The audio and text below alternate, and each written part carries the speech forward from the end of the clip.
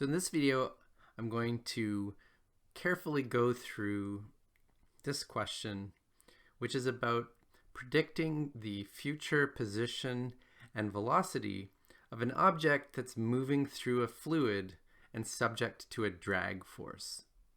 Here we're assuming that this drag force is the only force that the object is feeling, and we're given that the drag force is a force that is larger for larger velocities. It's equal to minus the velocity times a constant, which is given here.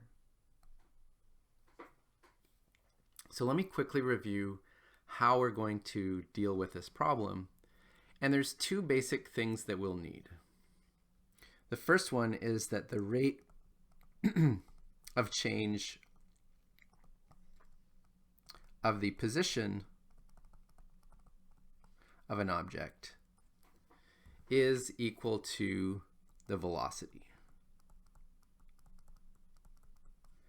The second is that the rate of change of the velocity is equal to the total force in that direction divided by m, if we're talking about the velocity in some direction. And in order to use these rates of change, we're going to use the fact that the change in some time t of some quantity, let's call it of quantity q, which in this case is position or velocity. If we want to know how much it changes in time t, that's equal to the rate of change times the time, however much time has elapsed. So let's go through this and fill in these various things in the table.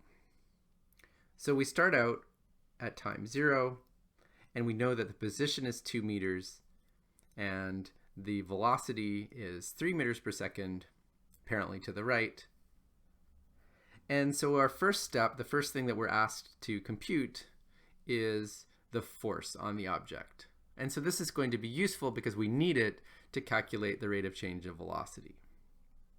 So the force is simply at time equals 0. The force is given by minus b times v. So that's what we're provided in the question. In other questions, the force might be different.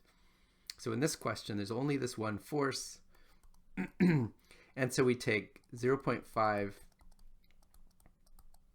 kilograms per second. We multiply by 3 meters per second. And that gives us minus 1.5. And it's a force, so we know the units are going to work out to newtons. So we could fill that into the table here. Next, we want to figure out how much does the position change in this 0.1 second, and how much does the velocity change. So let's start using the rate of change of, using the fact that the rate of change of position is equal to the velocity, which currently is equal to 3 meters per second. And so then we can say that the change in position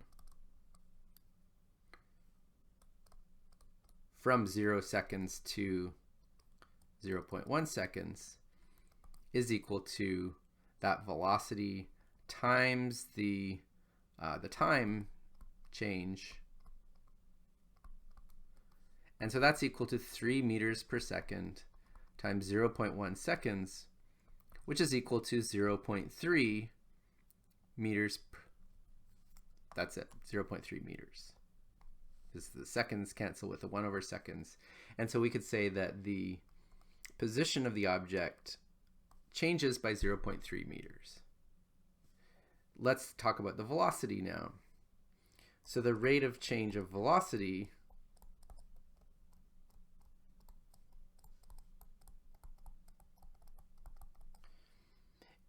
that, according to our Newton's law formula, is equal to the force divided by the mass. And so from our table, we worked out that the force was 1.5 newtons. The mass is equal to 3 kilograms. And so that all works out to minus 0.5 newtons per kilogram, or because it's a rate of change in velocity, that's meters per second, or meters per second squared. So now we can compute the change in velocity.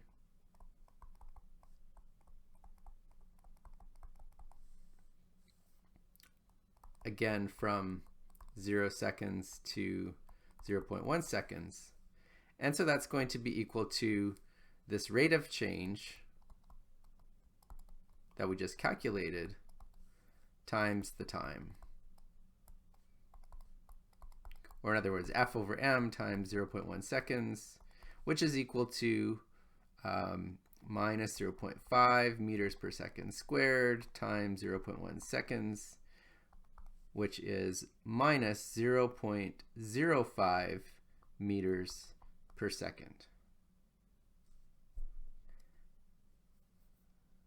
So I'll fill that into the table, meters per second. Okay, for both of those, then we basically just used our formulas up top to figure out the rate of change, and then we multiplied by the amount of time that is elapsed to figure out how much they change by. And then the last thing we want to do here is figure out the actual position and velocity at time 0.1 seconds. And so to do that, then all we do is take the previous position and add the amount that it changes by. So the new position is 2 meters plus 0.3 meters, which is equal to 2.3 meters. And the new velocity is 3 meters per second minus 0.05 meters per second, which is equal to 2.95 meters per second. So I can fill that into the table. And so what you see is that we've gone from information at time 0, knowing the position and the velocity, and now we know the position and the velocity at time 0.1 seconds. But then if we wanted to, we could repeat this procedure and we could figure out the velocity using exactly the same steps. We could figure out the velocity at 0.2 seconds and the position at 0.2 seconds. And then we could keep doing that and doing that. And it would be really boring, but it would be a way of predicting the exact position and velocity of this object moving through the viscous fluid at all the different times. And you probably didn't think you knew how to do that, but it's just using these basic rules and using the information about how to calculate the force. So in practice, what we usually would do for a kind of problem like this is just use a computer to do all these calculations.